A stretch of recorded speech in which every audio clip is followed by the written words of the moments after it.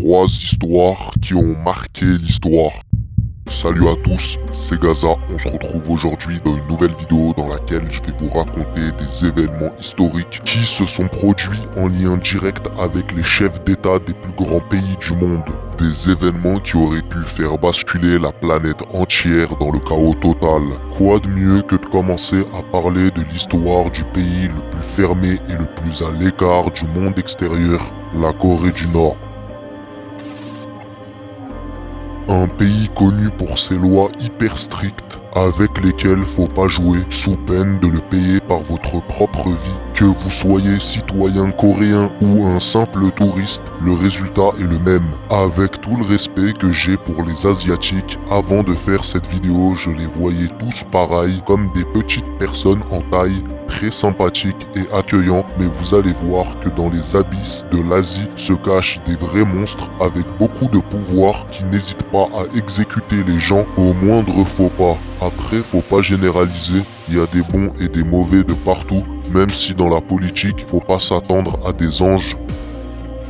Un pays hyper strict. Par exemple, le peuple nord-coréen n'ont pas accès à internet à part une poignée de hauts placés proches du gouvernement. Aussi, pas de télévision à part quelques chaînes de propagande de disponibles. Pas de téléphone. La dernière personne qui a essayé d'appeler à l'étranger a été condamnée à mort et abattue dans un stade devant des centaines de milliers de gens. Pour donner une image à ce qui les attend aux personnes qui tenteront de défier le gouvernement. Et aussi pas le droit d'avoir une voiture à part pour les personnes qui travaillent avec le gouvernement. Concernant les touristes, vous pouvez visiter le pays pas de soucis, mais accompagné d'un guide et vous suivrez un parcours bien défini. En gros, vous pourrez voir quelques sites touristiques à droite à gauche, ensuite au revoir, une fois avoir payé bien sûr. Et pour ceux qui veulent faire les folles, comme cet étudiant américain qui a fait la plus grosse erreur de voler une bannière de propagande dans un hôtel de Pyongyang, alors qu'il s'apprêtait à quitter la Corée, il se fera arrêter dans un aéroport par les autorités coréennes. Il passera devant la Cour suprême de la Corée. Une fois qu'il a réalisé qu'il risquait gros, il les suppliait de le pardonner, mais rien n'y fait. Entirely beg you, people and government of the DPR Korea, for your forgiveness. Please, I have made the worst mistake of my life. Il sera condamné à 15 ans de travail forcé. Mais cette condamnation va très vite être annulée pour finir par le torturer avant de l'empoisonner et de le rapatrier aux États-Unis dans le coma. Il succombera quelques temps plus tard. Maintenant que je vous ai mis un peu dans le bain du sujet, on peut commencer à voir ensemble l'histoire écrite avec un pinceau trempé dans du sang humain de la Corée du Nord. En 1950, Kim Il-sung, le grand-père du monarque actuel de Corée du Nord, Kim Jong-un, déclenche une descente militaire sur la Corée voisine sans savoir que cette dernière est la petite protégée des Américains du fait de leurs engagements politiques. Il ne tardera pas à subir les conséquences. Les États-Unis déploient l'US Air Force en soutien des Sud-Coréens qui finissent sans difficulté par repousser l'envahisseur et même à rentrer en Corée du Nord. Sous les déluges des bombes larguées par les bombardiers américains et leur puissance de feu, Kim Il-sung se savait très mal embarqué. La guerre durera 3 ans, elle se terminera avec une défaite écrasante, très loin du résultat qu'il espérait, et aucun de ses alliés comme la Chine et la Russie ne lui sont venus en aide comparé à son voisin sud-coréen. Kim Il-sung, le voilà tout en bas de la pente, mais cette fois-ci avec des idées bien précises. Il met en place un pouvoir totalitaire. Tous les opposants de son idéologie qui peuvent menacer son pouvoir doivent être éradiqués. Et il place l'objectif du pays dans l'unique cadre militaire. Et cet objectif, c'est quelque chose qui l'a bien marqué, la bombe de destruction massive. Il se tourne alors vers la Russie qui était sous le règne de Staline pour leur demander une protection similaire. Les Coréens voulaient eux aussi avoir des missiles à tête nucléaire sur leur territoire, comme les Sud-Coréens qui ont reçu des missiles par les Américains pour les protéger d'une nouvelle attaque. Alors Kim Il-sung demande à Staline une protection similaire, une requête qu'il refusera par crainte qu'elles seront utilisées pour aucun motif. En voyant qu'aucun pays soi-disant allié ne lui filait un coup de main, il décide de s'en fabriquer lui-même. mais pour ça, il lui fallait au moins les bases de la technologie nucléaire. Il fait appel une seconde fois aux Russes en leur demandant cette fois-ci un simple schéma de réacteur nucléaire civil. C'est ce qui permet la fabrication d'électricité et d'alimenter les villes d'un pays. Les Russes, en voyant la petite demande des Coréens, ils se disent qu'on va pas quand même faire les crevards à ce point et ils finissent par accepter de leur fournir le plan qui était totalement inoffensif. En gros, tu pouvais pas fabriquer une bombe avec ce schéma-là. C'était vraiment les bases des bases pour la fabrication des réacteurs nucléaires. Mais les Coréens venaient tout juste de sortir d'une guerre qui les avait profondément impactés. Et la détermination pour que ça ne se reproduise plus jamais ne manquait vraiment pas dans les têtes des Coréens. Kim Il-sung ordonne un travail intensif et fait monter dans les tours ses scientifiques pour qu'ils décortiquent les moindres détails du réacteur. Mais Kim Il-sung, au fond, il sait que l'aboutissement de son projet nucléaire verra le jour dans un avenir dans lequel il ne se voit pas encore parmi les vivants. Il a appris depuis peu qu'il est atteint d'une tumeur à l'arrière du cou. À 58 ans, Kim Il-sung commence à penser déjà à son successeur. Et comme il avait une grande fidélité envers sa famille, il se tourne logiquement vers ses 3 fils. Et parmi eux, Kim Jong-il, le futur père de Kim Jong-un, le dictateur actuel de la Corée du Nord. Il y a 2 générations qui nous séparent de lui. Mais à 28 ans, Kim Jong-il, comparé à ses frères, l'idée d'être le nouveau dictateur le fait rêver. Alors il va se lancer dans une course folle pour gagner la confiance de son père. Il va être présent dans toutes les affaires politiques aux côtés de son père, ce qui va lui permettre de décrocher un poste au sein du parti. Mais les complications ne vont pas tarder à lui tomber sur la tête. Dans la même année, l'économie nord-coréenne va subir une grosse crise en lien avec le marché pétrolier. En quelques mois, le pays était à la limite de s'effondrer, endetté et plus de quoi rembourser les emprunts. Kim Jong-il voulait à tout prix faire rentrer de l'argent, peu importe la manière. Alors, il rassemble des hommes du régime et crée une organisation secrète, le Bureau 39. Le Bureau 39 contrôlait toutes les exportations les plus lucratives du pays. Kim Jong-il, voyant son pays en pleine crise, il décide pour se sortir de cette situation de se lancer dans le plus grand des calmes dans l'exportation de drogue internationale. N'imaginez pas un petit trafic que vous pouvez voir en bas d'un quartier. Là, on est au sein d'un gouvernement. Les possibilités sont bien plus nombreuses et plus rentables. Kim Jong-il mobilise alors sa population d'agriculteurs de tout le pays et les pousse à se mettre dans l'agriculture du pavot, l'ingrédient principal pour la fabrication de l'opium et de l'héroïne. Même les enfants avaient le droit à leur journée de récolte. Mais la phase la plus difficile pour un gouvernement qui trempe dans ce genre d'affaires, c'est pas de faire pousser des pâturages sur ses propres terres, mais bien d'exporter la marchandise pour ensuite tout vendre et rapatrier tout l'argent des ventes, ce qui est totalement illégal dans tous les pays. Mais comme je vous ai dit, au sein d'un gouvernement, les possibilités ne sont pas du même calibre que Mourad, le dealer de ton quartier qui se fait courser par la police en trottinette électrique pour s'échapper. Eux, les Nord-Coréens, ils vont se servir de leur statut diplomatique pour écouler la marchandise sans l'ombre d'une crainte. Pourquoi? Parce qu'un membre d'un État, quand il est en déplacement dans un autre pays, il a automatiquement une immunité, ce qui veut dire qu'un agent de police, douanier ou même le gouvernement n'ont pas le droit de le fouiller, tout comme ses bagages. Durant les années 80, c'est plusieurs milliers d'agents du gouvernement coréen qui vont procéder à ce type de transition dans le but de remplir les caisses du pays. Cette pratique va devenir la manière principale de l'import-export dans le trafic de drogue. Le temps passe et Kim Jong-il fait rentrer des sommes de grande ampleur. Du côté de son père, Kim Il-sung, il continue son projet dans le nucléaire. 15 ans s'est écoulé depuis le schéma du réacteur nucléaire fourni par les soviétiques et les Coréens n'ont toujours pas réussi à fabriquer la bombe.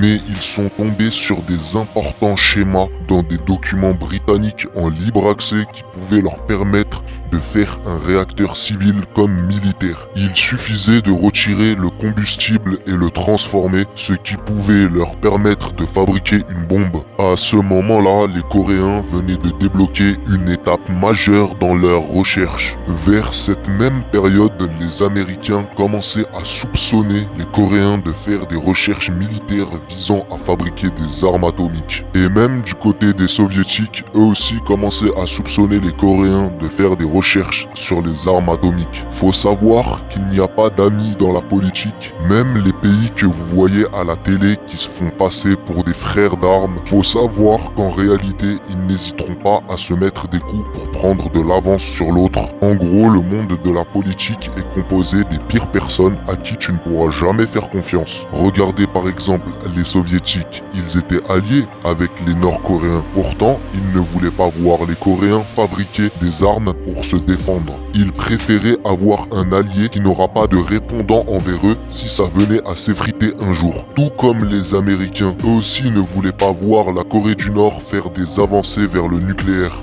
Pourquoi ? Parce que si par exemple la Corée du Nord venait une seconde fois à envahir le Sud, cette fois-ci, les Américains ne pourront pas se mêler du combat de la même manière qu'ils ont fait auparavant. Parce que là, c'est leur territoire direct qui sera menacé par un retour des Nord-Coréens. En gros, quant à l'arme atomique, tu peux taper du poing sur la table pour qu'on t'écoute. Revenons sur le principal sujet. Une fois que les Soviétiques ont commencé à soupçonner les Coréens de faire des avancées vers le nucléaire, ils finissent par leur mettre la pression pour qu'ils signent un traité de non-prolifération nucléaire, ce qui veut dire qu'ils garantissent qu'ils ne feront aucune avancée vers l'atomique sous peine d'être lourdement sanctionnés par plusieurs pays. Mais les Coréens jouent double carte.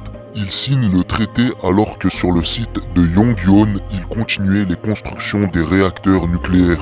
Les Américains demandent d'envoyer l'IEA un service d'inspection pour s'assurer par eux-mêmes qu'ils respectent réellement le contrat qu'ils ont signé. L'IEA, c'est une agence internationale créée par les Américains dans le but d'arrêter la production d'armes de destruction massive par tous les autres pays concurrents. Et si un pays ne voulait pas se soumettre à ces procédures, les Américains mettraient de grosses sanctions économiques envers le pays pour ralentir ses avancées. En mai 1992, la IEA se rend sur place et visite les structures nucléaires nord-coréennes. À l'intérieur, ils remarquent que les matériaux utilisés sont assez anciens. Ils dataient des années 50-60, mais après tout était bien fonctionnel.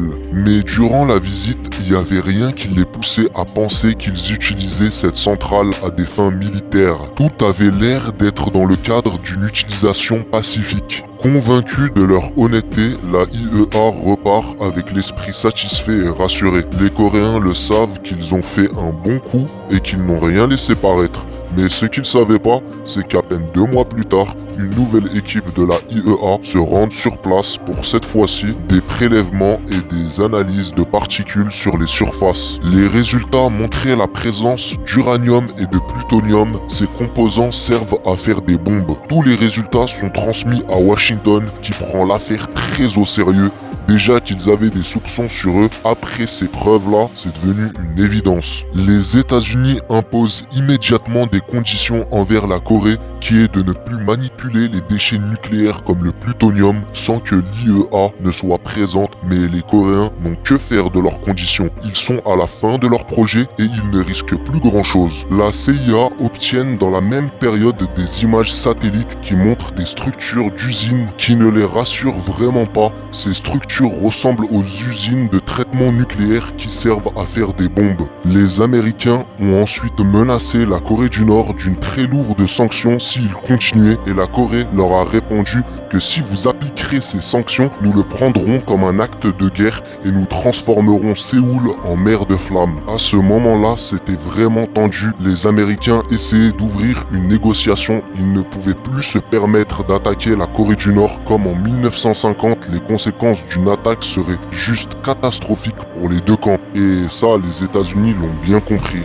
Bill Clinton, alors président des États-Unis, essayait de trouver une solution diplomatique. L'ancien président Jimmy Carter a demandé de partir en Corée pour discuter de cette crise directement avec Kim Il-sung. Clinton a ensuite accepté que l'ancien président Jimmy Carter se rende directement sur place pour discuter de cette crise. Le 15 juin 1994, Carter se rend avec son époux à la frontière qui sépare les deux Corées, la DMZ, entouré de services secrets pour rencontrer Kim Il-sung, mais c'est une partie de son régime qui est envoyée par ce dernier pour les accueillir. Il va pas quand même se déplacer dans un moment aussi tendu et de plus à la frontière de ses pires ennemis. Le lendemain, il sera conduit directement au palais de Kim Il-sung. Il se serre la main, une poignée de main historique, alors qu'une quarantaine d'années en arrière, les États-Unis avaient rasé tout son pays, tuant des centaines de milliers de civils et d'enfants. La politique me fascinera toujours.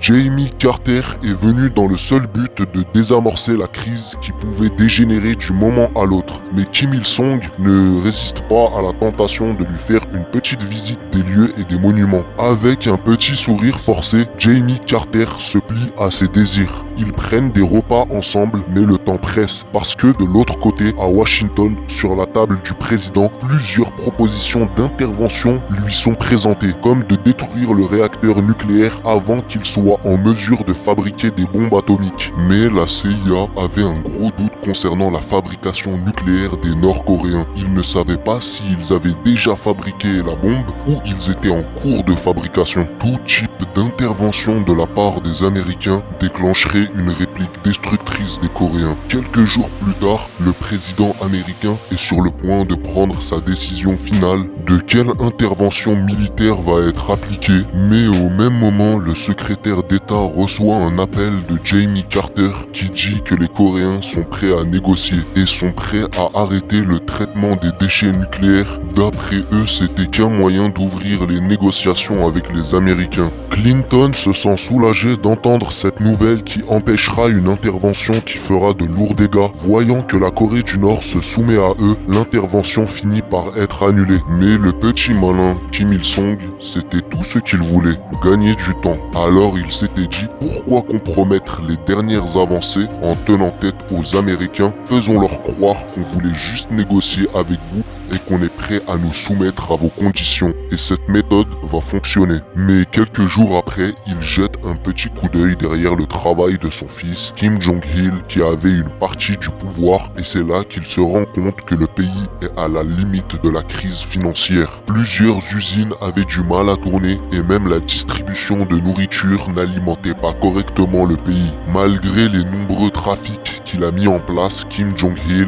les revenus ne suffisaient pas à faire tourner correctement le pays. Son père, en voyant que son objectif est menacé par son propre fils, il décide alors de licencier tous les hommes de Kim Jong-il et reprend tous les dossiers en main et demande de recevoir directement tous les rapports du pays. Kim Il-sung n'avait pas anticipé cette découverte au pire moment, en pleine tension avec les États-Unis, là où il faut mettre les bouchées doubles pour le développement du pays. Son fils, depuis 20 ans de responsabilité du parti, il n'a pas su répondre à ses responsabilités et mener le pays entier dans une crise totale. Son père va alors avoir une conversation téléphonique avec son fils qui va virer au drame. À 83 ans, Kim Il-sung va s'emporter tellement au téléphone en menaçant son fils de lui retirer son pouvoir qu'il va finir par s'effondrer après avoir fait une crise cardiaque. Une nouvelle qui va choquer tout le pays qui le considérait comme un dieu. Quelques jours plus tard, c'est tout le pays qui est mobilisé pour l'hommage au dictateur. Un cortège défile sur des kilomètres entouré d'une foule en larmes. À part ces femmes que vous voyez là, ils ont été payés par le régime pour pleurer devant les caméras. Après ça, Kim Jong-il devient le nouveau chef d'État de la Corée à l'âge de 51 ans. Mais les problèmes financiers du pays sont toujours bien présents. Après sa succession, il va devoir faire face à une famine jamais vue auparavant. Le peuple coréen mourait littéralement de faim tellement que le pays n'avait plus de ressources, plus d'argent. Kim Jong-il, face à cette crise, il décide de demander une aide internationale pour nourrir son peuple mourant de faim. Plusieurs organisations viendront en aide l'aide à la Corée, dont des organisations américaines et aussi françaises et bien d'autres pays. Mais après des quantités astronomiques de nourriture, principalement du riz, soit distribuées à la population, les organisations commençaient à quitter déjà le pays, accusant la Corée de détourner la nourriture vers le parti politique. En gros, ce qu'il faisait, c'est qu'il nourrissait uniquement son régime et les personnes qui lui permettent de maintenir le pouvoir, comme les militaires et les autres fonctionnaires, un choix qui a tué une poignée de sa population entière.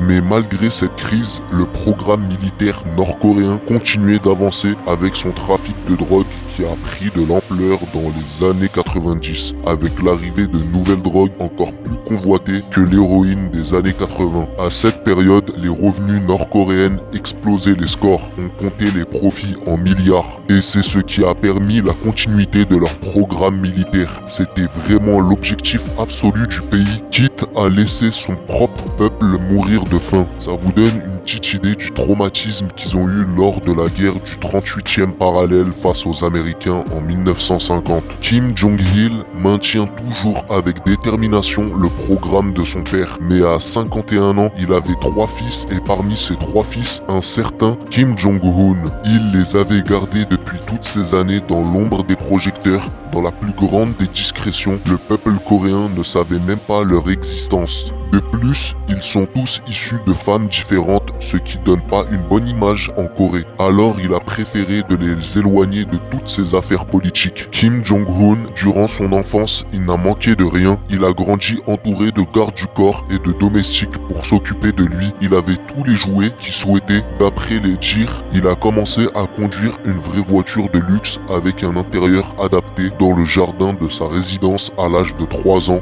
Moi, à 3 ans, je savais pas encore marcher. Pendant ce temps-là, Kim Jong-un baroudait en Maybach dans les quartiers chics de Paname. Quand il était petit, il est parti avec sa mère au Japon avec un vrai passeport brésilien, mais avec de faux noms, visiter Disneyland et Tokyo, toujours suivi par des agents secrets. Au début de sa scolarité, les profs lui donnaient des cours à la maison dans la plus grande des discrétions. Mais Kim Jong-il voulait qu'il suive une scolarité comme un enfant totalement ordinaire, parce que les rapports que ses professeurs avaient avec lui n'étaient pas naturels. Limite, c'était à lui de se lever et de mettre des fessées à la maîtresse si elle disait quelque chose qu'il fallait pas. En gros, le monde entier tremblait en le voyant, car la peine de mort en Corée existe. Alors si tu viens à t'en prendre au fils de l'empereur de la Corée, c'est ton fion qui va devenir l'empereur dragon. Kim Jong-il, voyant l'environnement pas très approprié pour un enfant de son âge dans lequel il grandissait, il décide alors de l'envoyer étudier à l'étranger et plus précisément en Suisse, à Berne, sous un faux nom Pak Hoon. De là, il commença à avoir une vie assez normale, à quelques détails près, toujours accompagné par 2 gardes qui se faisaient passer pour des élèves. Il avait aussi un chauffeur privé qui le conduisait directement à la maison une fois les cours terminés. Il passait toutes ses journées chez lui dans un appartement à 2 étages. Il était fan du basket à tel point qu'il invitera plus tard en Corée Dennis Trotman, une star de la NBA, le jour de son anniversaire. Après quelques années en Suisse, il retourne en Corée du Nord, là où il suivra plusieurs formations informatiques et militaires. Pendant que Kim Jong-un se rapprochait progressivement du pouvoir nord-coréen, le pays continue intensivement ses recherches dans son projet nucléaire. Et ils ont fait depuis des avancées majeures.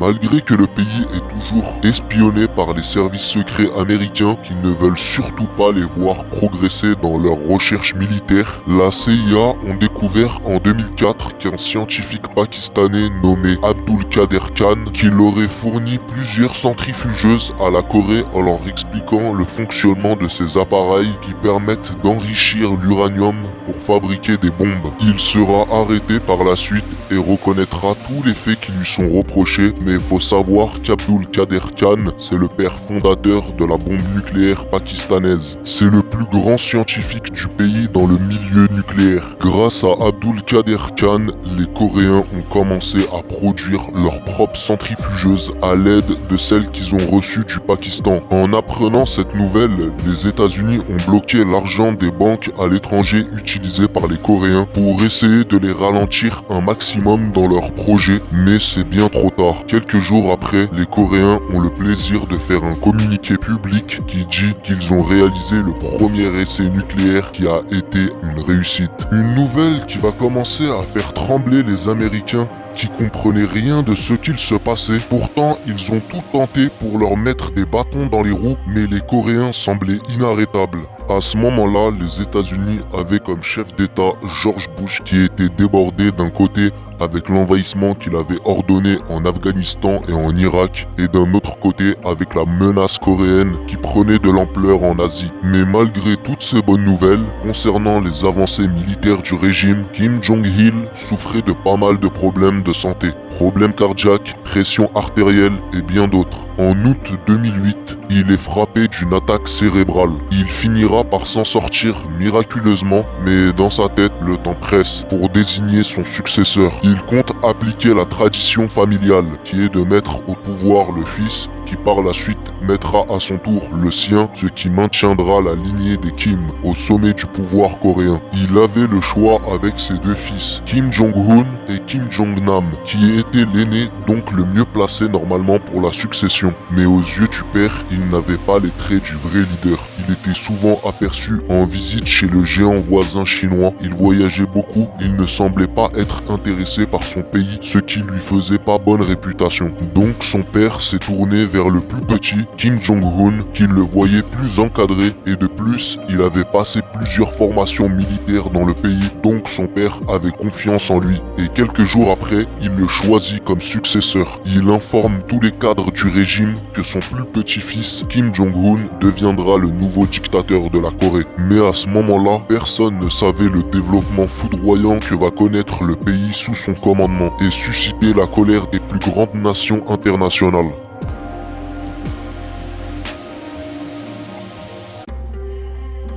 La première fois où Kim Jong-un va apparaître en public, c'est le 10 octobre 2010, lors du défilé militaire organisé pour fêter le 65e anniversaire de la création du parti. À ce moment-là, le monde venait de découvrir pour la première fois le visage du jeune futur leader coréen, et ils sont tous surpris de la ressemblance qu'il a avec son grand-père Kim Il-sung.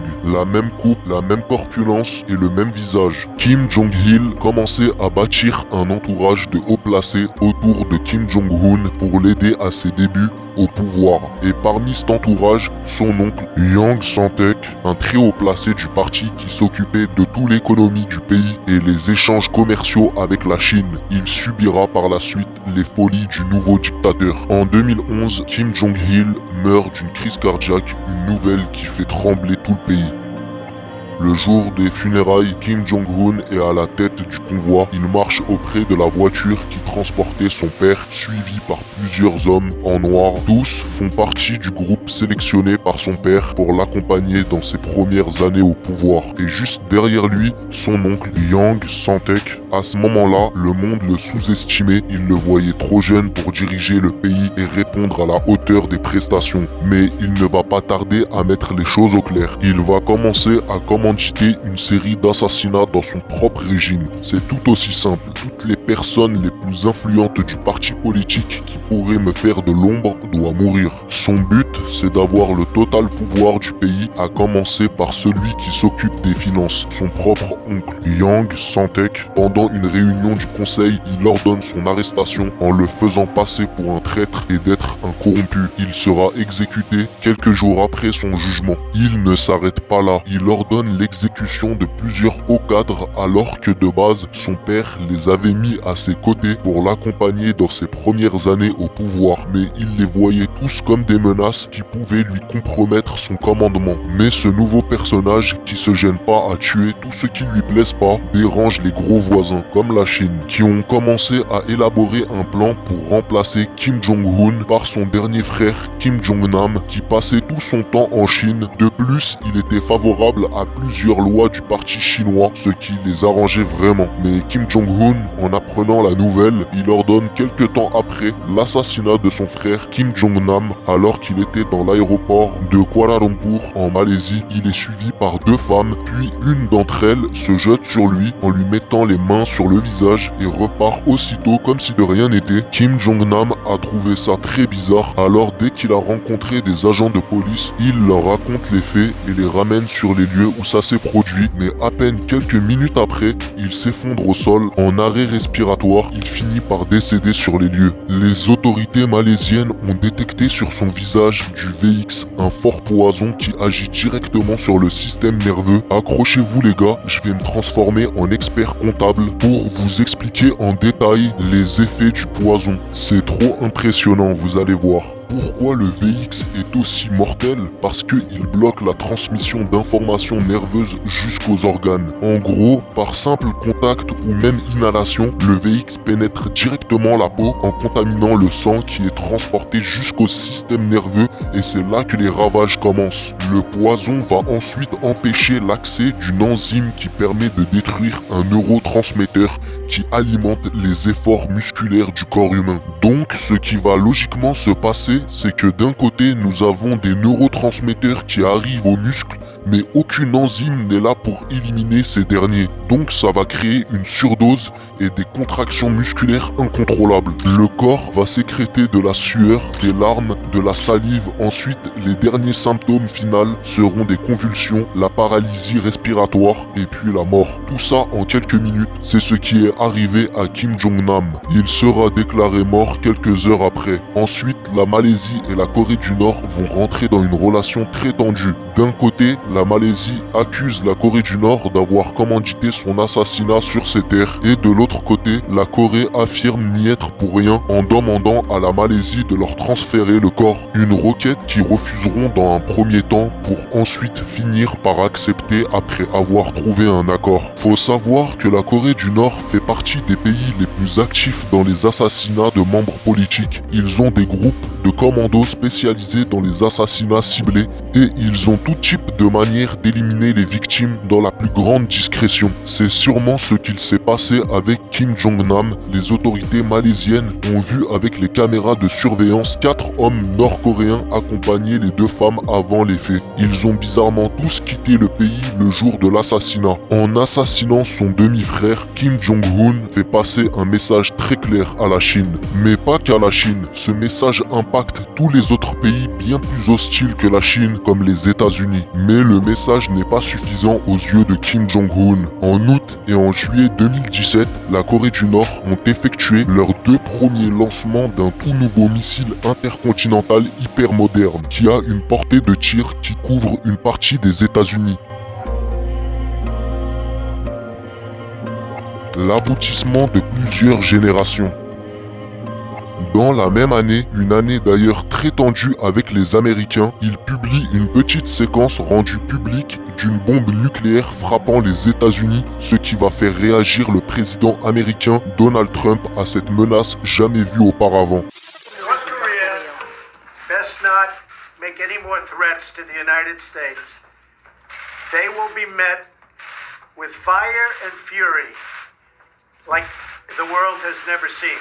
Après ce discours, Kim Jong-un promet de lui faire payer cher sur les menaces de destruction qu'il a tenues envers la Corée. Les dernières actualités concernant les 2 Corées sont toujours aussi tendues. Après de nombreuses provocations de tirs de missiles de la part de la Corée du Nord, les Américains en réponse, ils ont mené un important exercice militaire du 31 octobre au 5 novembre 2022 avec l'armée sud-coréenne pour montrer leur présence militaire face aux menaces voisines. Mais les Nord-Coréens vont pas être intimidés et vont tirer 10 missiles dont un va finir à seulement 56 km d'une ville sud-coréenne. Ce qui va alerter Séoul en condamnant ces tirs qui menacent la sécurité du pays. Mais Kim Jong-un en a rien à faire de la sécurité de ses ennemis. Quelques semaines avant ça, il avait tiré un missile intercontinental qui avait carrément survolé le Japon. Il aurait parcouru 4500 km en l'espace de 20 minutes avant de s'échouer dans l'océan Pacifique. Ce tir ferait du missile qui a parcouru la plus grande distance dans l'histoire des Nord-Coréens. Mais leur avancée technologique a tellement pris de l'ampleur qu'ils peuvent en sortir des bien plus puissants. D'après les sources, ce missile a été tiré en guise de réponse aux menaces de Donald Trump. Parce qu'il faut savoir que le Japon est devenu aussi la petite protégée des États-Unis avec plusieurs bases militaires américaines dans le pays. Assez surprenant cette soumission des Japonais envers le seul pays qui leur a largué 2 bombes atomiques il y a de ça un peu plus de 80 ans. Little Boy qui a été largué sur Hiroshima et la deuxième qui a frappé Nagasaki causant des millions de morts. Contrairement à eux, la Corée du Nord n'a jamais oublié ce que les Américains leur ont fait. Ils sont restés fidèles à leurs principes et aux objectifs de leurs ancêtres. Ils ont fait de leur défaite dans les années 50 une force et ils ont su monter la pente sans l'aide de personne. Même leurs alliés les plus proches comme la Chine et la Russie ne leur ont pas fourni d'aide pour une protection à la hauteur de la menace. Ils ont tout fait seuls grâce à leur stratégie et à leur envie d'être une nation indépendante et non soumise aux autres, et ça, c'est la classe de la part des Nord-Coréens. The United States has great strength and patience. But if it is forced to defend itself or its allies, we will have no choice but to totally destroy North Korea. Rocket Man is on a suicide mission for himself and for his regime. The United States is ready, willing and able, but hopefully this will not be necessary.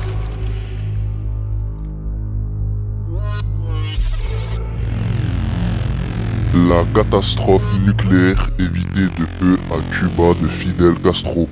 On quitte l'Asie et on part dans le continent américain à 12 000 km de la Corée du Nord, à Cuba, une île tout proche des États-Unis qui était au début espagnole avant d'être contrôlée indirectement par les États-Unis qui vont s'approprier les revenus principaux du pays. Je vous explique en rapide pour vous donner une petite image de l'histoire avant de rentrer dans les détails de cette dernière. On a les États-Unis et à seulement quelques kilomètres de Miami, on a Cuba, une île de 110 800 km². Comme ils sont très proches de leur côte, les Américains vont vouloir contrôler le pays, un pays qui connaissait à cette période une pauvreté et une criminalité extrême en 1958.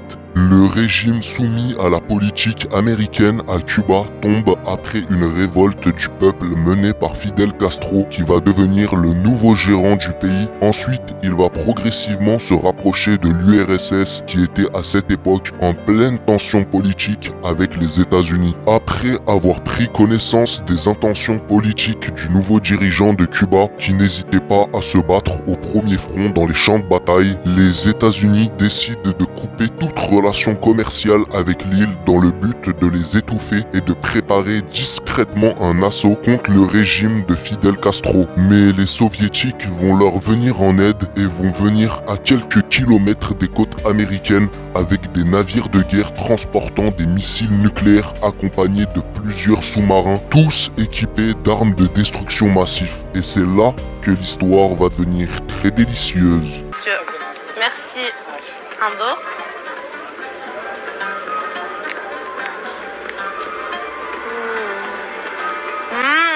C'est très délicieuse. Ma bonne, يعطيكم الصحة والله. Vraiment, حاجة le top. شكون مولاها؟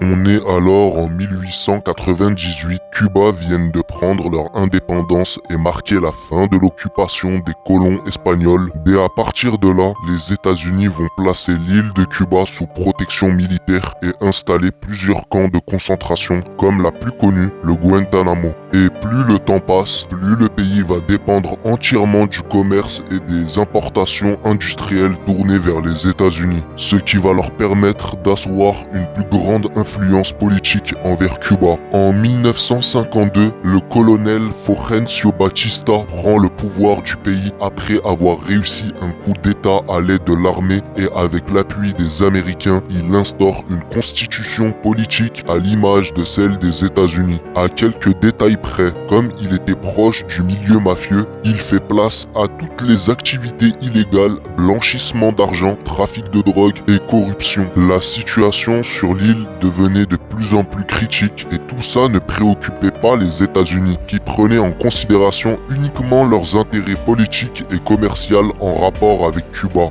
Mais en 1958, des rebelles armés menés par un certain Fidel Castro renversent le régime de Batista qui fuit pour l'Espagne en prenant avec lui 40 millions de dollars. Ensuite, Fidel Castro devient le 8 janvier 1959 le premier ministre de Cuba. Les États-Unis laissent faire en pensant que lui aussi va se plier à leur système politique, mais pas du tout. Castro met en place un programme totalement contraire à ceux des Américains et nationalise toutes les entreprises américaines dans tout le pays pour encaisser tous les profits directement dans les caisses de l'État cubaine. Il voulait imposer clairement une république socialiste comme les soviétiques, ce qui va mettre les États-Unis en rogne et va attirer l'attention de l'URSS. Après que les Américains ont pris connaissance du sens politique totalement opposé à leur système, un embargo économique est mis en place envers Cuba. En gros, les États-Unis coupent toute relation commerciale et industrielle avec Cuba, alors que l'économie cubaine était essentiellement tournée vers les États-Unis qui étaient leur principal fournisseur, qui représentait 67% des ventes cubaines et 70% d'importation de marchandises venaient des États-Unis. L'embargo mis en place par les Américains était destiné à étouffer l'économie cubaine en sachant qu'ils avaient déjà une situation de vie catastrophique sur l'île. En plus de l'embargo, la CIA préparait discrètement une attaque qui avait pour objectif de faire tomber le régime Castro. Le 19 avril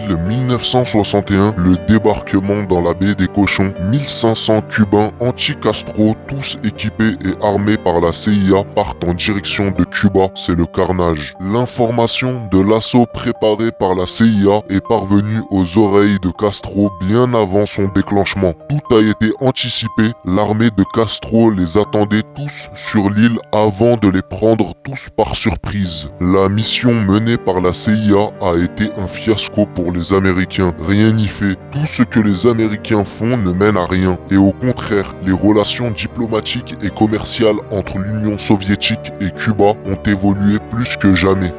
URSS. Le Kremlin ordonne l'envoi de plusieurs bateaux cargo pleins de pétrole en direction du port de l'Havana pour faire tenir Cuba.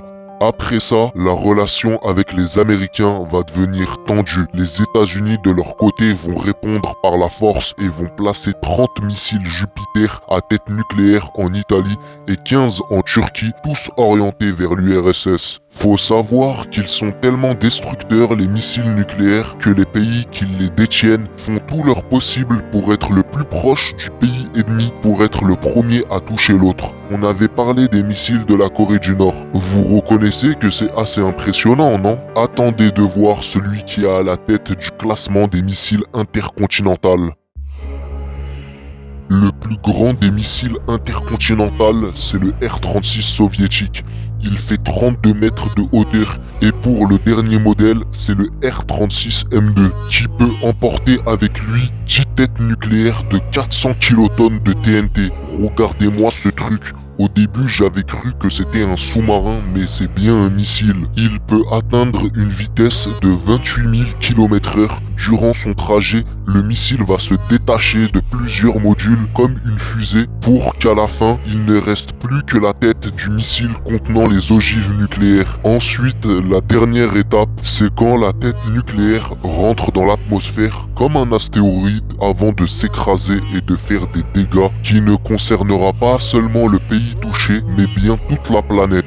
Voilà pourquoi les pays du monde craignent autant les missiles intercontinentaux. On peut qu'espérer que ça n'arrivera jamais.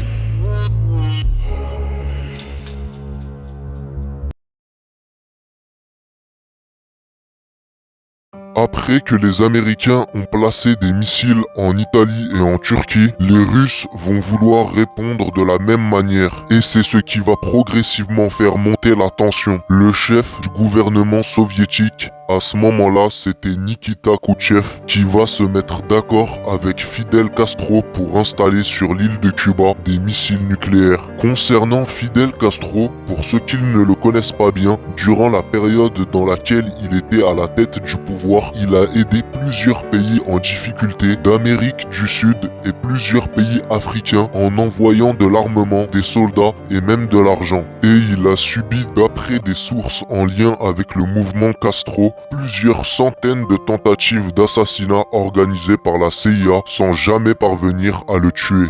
Mai 1962, c'est l'enclenchement de l'opération secrète Anadjir. Nikita Khrouchtchev envoie 40 chasseurs MiG-21, 36 missiles SS-4 et SS-5, des divisions anti-aériennes, des tanks et plus de 50 000 soldats, le tout transporté sur 86 bateaux de l'armée rouge qui se dirigent vers Cuba. Le 9 septembre, l'armement soviétique commence à prendre place sur toute l'île. Le 14 octobre, un avion espion de l'US Air Force survole l'île et signale la présence de missiles nucléaires SS-4. À peine quelques heures après, l'information remonte au président Kennedy, qui se retrouve dans une situation très délicate. Son pays est directement menacé par des missiles nucléaires opérationnels qui sont à seulement quelques kilomètres des côtes américaines. Kennedy ordonne immédiatement le déploiement de l'US Navy autour de l'île en déclarant qu'il s'agit d'un essai militaire, mais en réalité il s'agissait d'un blocus. Un blocus, c'est le fait de couper toute relation commerciale d'un pays avec le reste du monde par la force. En gros, c'est une décision de guerre. Alors qu'à ce moment-là, il y avait une importante flotte soviétique en route depuis la Russie accompagnée de sous-marins à torpilles nucléaires qui devaient livrer encore d'autres missiles SS-4 à Cuba. L'affrontement entre les deux blocs semblait imminent. Dans la nuit du 27 octobre, sans l'accord des soviétiques, l'armée de Fidel Castro abat un avion espion de l'US Air Force, tuant le pilote, une nouvelle qui va mettre Khrouchtchev hors de lui.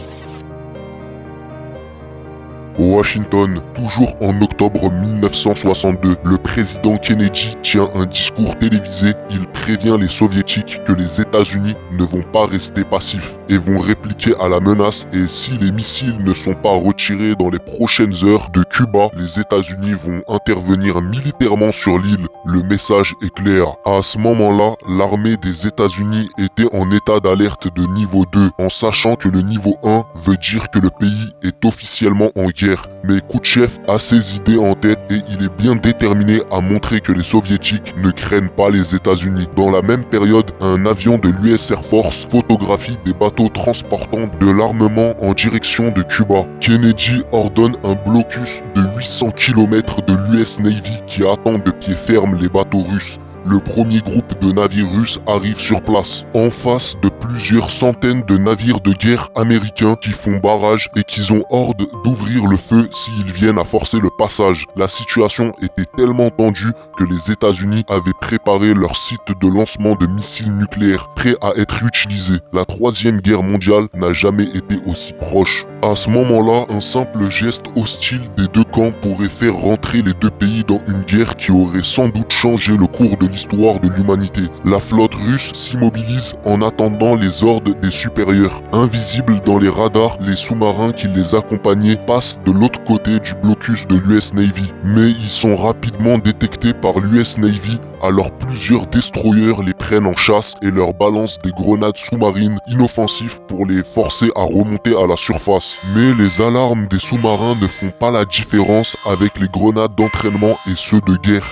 Les alarmes s'affolent à l'intérieur des sous-marins, les capteurs ont détecté plusieurs explosions. En sachant qu'en cas d'attaque, les sous-marins soviétiques ont l'ordre d'ouvrir le feu sur la flotte américaine avec des torpilles nucléaires. Ce qui aurait immédiatement fait réagir les États-Unis qui auraient donné l'ordre de tirer directement sur la Russie et en retour, les Russes, ils auront eux aussi répliqué avec leurs missiles intercontinentaux, tirés depuis des silos terrestres. Imaginons qu'une bombe nucléaire vienne à tomber sur Paris. Tout d'abord, il y a 4 effets qui peuvent vous tuer. L'onde de choc de l'explosion, la radiation dégagée de l'épicentre, la chaleur qui est dissipée sous forme de rayonnement thermique, les retombées de cendres radioactifs et l'hiver nucléaire qui empêcherait la lumière du soleil d'atteindre la Terre dû aux millions de tonnes de particules radioactives dans l'atmosphère. Il y a plusieurs catégories de bombes atomiques plus puissantes les unes que les autres. Ils sont mesurés en kilotonnes ou en mégatonnes pour les plus sévères d'entre elles, qui atteignent facilement plusieurs millions de tonnes de TNT. C'est comme un comparatif, ça permet de savoir combien de tonnes de TNT faudrait pour égaler la puissance de la bombe. Les plus récentes sont logiquement les plus destructrices. Par exemple, la bombe la plus puissante utilisée dans un test nucléaire, c'est la Tsar Bomba soviétique en 1961. Elle a été larguée par un bombardier au-dessus de l'archipel de la Nouvelle-Zambie dans l'Antarctique. Elle faisait 57 mégatonnes de TNT. Prenons exemple sur la Tsar. Que se passerait-il si elle venait à exploser juste en haut de la tour Eiffel? Parce que faut savoir que la bombe n'explose pas au contact avec le sol comme des missiles normaux, mais elle explose par activation.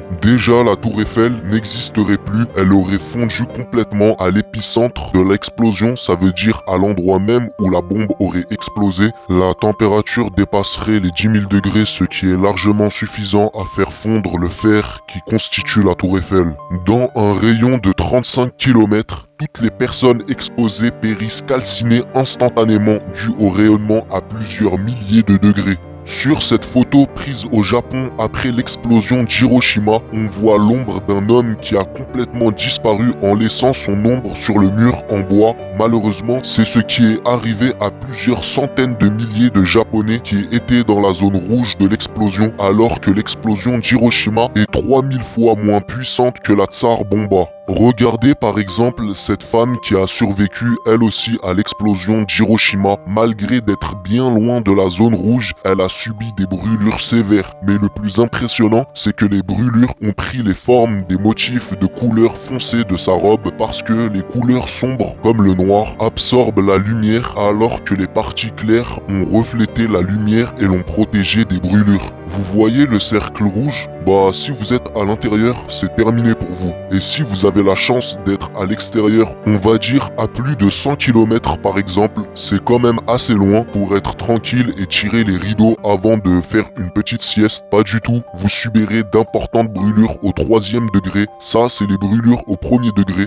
Ça, c'est 2e. Et là, c'est où vous serez 3e degré. En gros, vous serez totalement cramé jusqu'à l'os. Et avec d'autres blessures qui suivent et contaminations radioactives qui vous tueront dans les mois à venir. Mais il y a des solutions qui peuvent vous sauver, comme de vous cacher dans les métros ou dans des caves. Tous les abris sous terre seront ce qu'il y a de mieux pour vous préserver. Ensuite, pour les retombées de cendres, c'est une autre histoire. Si vous venez à sortir de votre abri pour je ne sais quelle raison, n'oubliez pas de mettre un tissu mouillé sur le visage pour ne pas inhaler les particules cancérigènes et de vous couvrir toutes les parties du corps pour ne pas être au contact avec la pluie radioactive. Une fois de retour, coupez toutes les ventilations de votre abri. Ça serait bête de faire rentrer de l'air contaminé alors que vous essayez de la fuir depuis le début de l'explosion. Les dégâts sur Paris seront tellement élevés qu'elle deviendra une ville inhabitable, qu'une petite poignée de la population aurait survécu grâce à des abris souterrains. Le reste aurait tous péri et on parle de millions de vies humaines. Voilà, maintenant vous avez une petite idée de la puissance du sujet principal.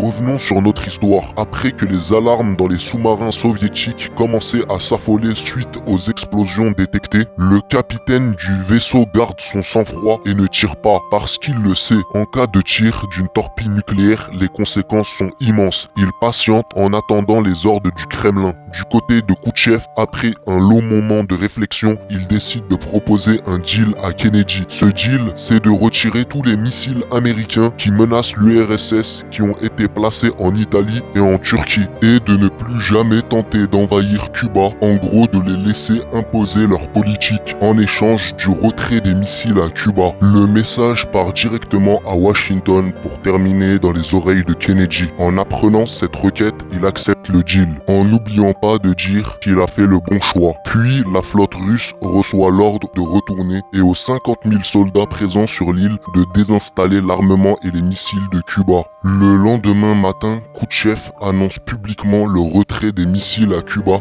une annonce qui va profondément décevoir Castro, qui va se sentir abandonné, trahi par les Russes. Et du côté de Kennedy, il annonce publiquement que les États-Unis n'envahiront jamais Cuba. Une vraie catastrophe avait été évitée de peu. Le commandant du sous-marin qui est resté calme alors qu'il ne savait même pas si son sous-marin était pris pour cible. Cette affaire a créé plus d'une situation qui aurait pu prendre des allures bien plus sombres. Les dernières actualités des relations diplomatiques entre les États-Unis et Cuba se sont dégradées. Quand Donald Trump venait d'être le chef d'État des États-Unis, il a placé 240 sanctions envers Cuba et a placé Cuba dans la liste des pays soutenant le terrorisme. Et concernant Fidel Castro, il est décédé à 90 ans le 25 novembre 2016 à L'Havana. Il est incontestablement dans la légende du pays, son visage est pratiquement partout dans les villes, c'est le symbole de la révolution cubaine. Il y a une vidéo de lui après un discours devant son peuple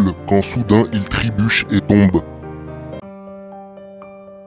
Après la chute, c'est double fracture, une au genou et l'autre au bras, mais ça ne l'a pas empêché de garder son humour.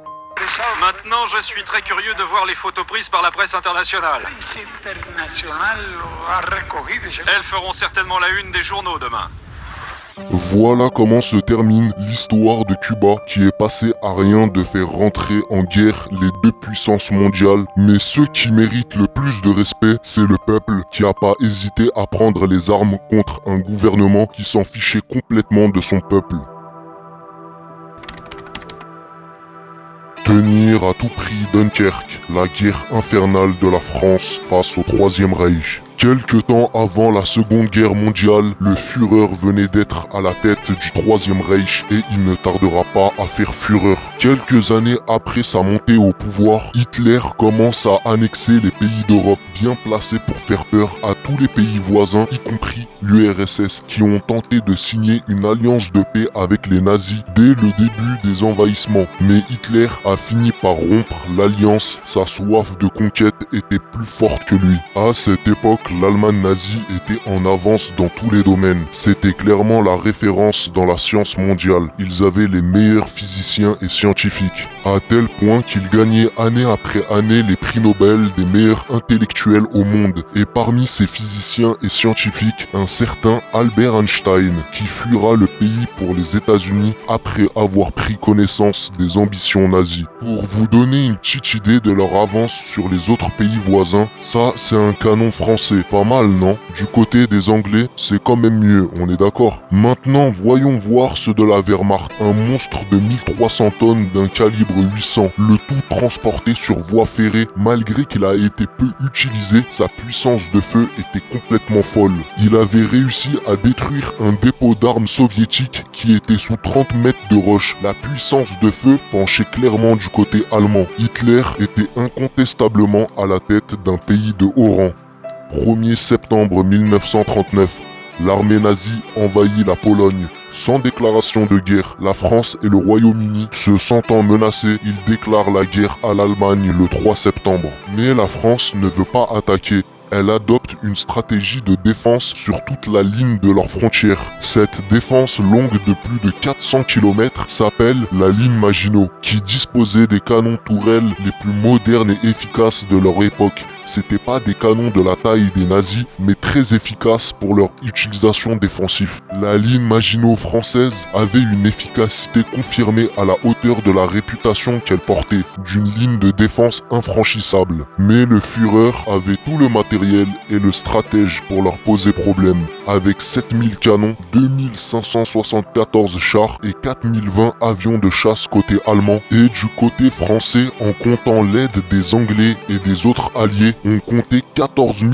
canons, 2724 chars et 2225 avions de chasse, tout réunis. La balance penchait plus du côté de la France, mais l'efficacité était du côté nazi. 10 mai 1940, Ardennes. La Wehrmacht passe en mode attaque. Des faisceaux de plusieurs kilomètres de Panzer, chars d'assaut allemands contournent la ligne Maginot française pour les contourner par derrière. Le Führer veut une attaque rapide et puissante de manière à ne pas laisser le temps à l'adversaire de réagir et ça va marcher. Seulement 3 jours après le début de l'attaque, les Allemands sont déjà en France. Ils ont réussi à percer la défense française là où ils étaient le plus vulnérables et à attaquer avec plusieurs divisions de chars contrairement aux Français qui étaient moins organisés. Malgré que les Français avaient plusieurs points forts comme le S-35, un char qui était un monstre à cette époque de par son blindage et sa puissance de feu, mais la stratégie allemande était sans pitié. Appuyée par la Luftwaffe, la division des chasseurs allemands qui bombardaient les S-35 les plus récalcitrants et c'est ce qui a fini par enrayer la défense française. Les généraux français de leur côté ne comprenaient rien de ce qu'il se passait. Comment la défense a-t-elle pu céder en si peu de temps alors qu'ils avaient plus de 2 240 000 soldats alignés sur le front, sans compter les autres soldats alliés. Une semaine après, la Wehrmacht atteint la Manche et encercle 1 million de Français, Belges et Anglais. La situation commençait clairement à se corser pour la France. Son destin était sur le fil. Mais subitement, un ordre venant du haut commandement nazi ordonne aux troupes de stopper l'offensive pour attendre les autres divisions à la traîne derrière, ce qui évitera le risque d'une contre-offensive des Alliés. Mais en vrai, c'est une décision qui a causé la chute des nazis. Parce que s'ils auraient poussé l'offensive jusqu'au bout, ils auraient sans doute fait tomber l'élite de l'armée britannique, ce qui aurait empêché le débarquement des Américains en Normandie et la contre-offensive des Anglais. Hitler aurait alors concentré toute son armée vers l'Est et aurait sans doute envahi l'URSS. Le 23 mai, l'armée britannique et une partie des soldats français et belges sont totalement encerclés dos à la mer. Les Anglais n'ont pas envoyé la totalité de leur armée en France, mais ça reste l'élite des soldats britanniques, tout comme leurs généraux. Donc, en voyant que la situation était très incertaine et que la victoire est devenue impossible, le général Gort, le haut chef de l'expédition militaire britannique, décide de préparer le retrait de ses troupes par la mer. Le seul port le plus proche, c'est le port de Dunkerque. Donc le général Gort dirige progressivement ses troupes en direction du port en prévenant le Royaume-Uni de son plan de retraite. Le Royaume-Uni en fait donc une priorité. C'est le commencement de l'opération Dynamo. La Royal Navy et la division aérienne sont mobilisées. Mais le général Gort le sait qu'il ne pourra pas tenir tout seul Dunkerque. Il a besoin des troupes françaises et leur annonce d'abord son intention de quitter le pays. Les généraux français se sont décomposés. Ils l'ont su que cette fois-ci, c'était vraiment terminé. Le Führer les avait mis à genoux. Le général Gort leur dit que si vous nous aidez à tenir le port pour rapatrier nos troupes, on prendra le maximum de vos soldats avec nous. Les généraux français le savent qu'ils n'ont pas le choix. Ils acceptent de tenir les positions dont le seul but est de ralentir au maximum la progression de la Wehrmacht. Les soldats qui tenaient les positions étaient tous condamnés à mourir. Après qu'ils se sont fait rejoindre par des renforts, l'Allemagne décide de reprendre l'offensive. On est alors le 27. Dunkerque est dans la mire des Allemands, littéralement arrosé par la furie nazie. Dunkerque finit complètement en feu le soir même, sous les déluges des bombardements de la Luftwaffe. Les Stuka, avions de chasse allemands, bombardaient toute la ville. Ils étaient équipés de sirènes qui hurlaient pendant leur descente dans le but de terroriser les troupes au sol. La force aérienne britannique, la RAF, était complètement dépassée. Dans le ciel de Dunkerque, il n'y avait que les Allemands. Les soldats anglais reprochaient à leurs pilotes de chasse de ne pas les aider là-haut. Des tensions commençaient à apparaître entre les Anglais à tel point que certains pilotes de chasse anglais qui ont survécu au crash de leur appareil se feront repousser des bateaux de rapatriement par les soldats en leur disant que vous n'avez rien fait depuis le début. Pendant 4 jours, Dunkerque va être témoin de duels aériens entre pilotes britanniques et allemands, des duels à mort au corps à corps entre soldats, des habitants brûlés vifs par les incendies, la Belgique finit par se rendre sous la pression mise par les nazis. Pendant que les navires britanniques évacuaient les soldats par milliers, les troupes françaises tenaient sans relâche sur le front. Dans le soir du 2 juin, toutes les troupes ont été rapatriées. 224 000 Anglais et 123 000 soldats français. Une réussite pour les Britanniques, mais pas vraiment. Il restait encore 45 000 soldats français qui tenaient encore Dunkerque. Livrés à eux-mêmes, les derniers combattants français se battent comme des acharnés. C'est leur ultime bataille. Seule une poignée réussiront à prendre la mer avec des bateaux de fortune couverts par leurs collègues qui décident de se sacrifier pour les couvrir jusqu'au dernier souffle. Ces soldats ont donné tout pour les terres françaises. Le lendemain, au petit matin, la ville était complètement détruite. Les carcasses de chars et les maisons en ruine dégageaient une image apocalyptique de la ville. 40 000 soldats français seront faits emprisonner. En battant en retraite, les Anglais ont préservé leur armée pour continuer la lutte contre le Troisième Reich, même si la ville restera allemande durant 5 ans. Après la fuite des Anglais, dans la radio allemande, on se gêne pas de chambrer les Français en disant que les Anglais avaient dit qu'ils se battraient à vos côtés jusqu'au dernier, mais ils ont fini tous par vous abandonner. La presse allemande publiera aussi plusieurs images très rabaissantes envers la France, par exemple des panzers avançant autour de carcasses de chars français. Une propagande qui va marcher puisque quelques temps après, des tensions vont apparaître dans la relation franco-britannique. Les généraux français n'ont pas oublié le général Gort et pas compris sa décision d'abandonner en plein combat alors que tout était prévu pour mener une contre-attaque. La relation franco-britannique s'achèvera définitivement le 12 juin 1940. Une fois qu'un représentant d'État anglais a refusé catégoriquement l'aide aux 1 million de soldats français qui sont toujours dans le sud de la France après avoir jugé que la guerre est déjà perdue d'avance. Après la nouvelle, les Français se sont sentis trahis, abandonnés face à la fureur nazie, qui laissait aucune chance que ce soit à l'armée britannique ou française ou n'importe laquelle en Europe. Les nazis étaient le trou noir de cette dernière. Donc après la nouvelle, les Français n'ont pas eu d'autre choix que de demander l'armistice à l'Allemagne. Le maréchal Beta ordonne à toute son armée de poser les armes, de plus se battre et d'éviter des pertes plus importantes. Pendant ce temps-là, Hitler visitait la capitale qui était dans un silence de mort entouré de ses généraux et quelques années après, le Führer livrera sa dernière bataille qui perdra face à l'URSS, le tournant de l'histoire, mais ça, c'est pour peut-être une autre vidéo. Voilà comment se termine cette vidéo. Faut que vous gardez à l'esprit, tout peut s'arrêter du jour au lendemain de différentes manières, soit en sortant simplement ramener du pain, ou soit terminer dans une guerre qui a commencé par des tensions politiques entre pays. L'avenir est incertain, chers amis. En tout cas, j'espère que la vidéo vous aura plu et vous aura intéressé. Moi, je vous dis à la prochaine, prenez soin de vous.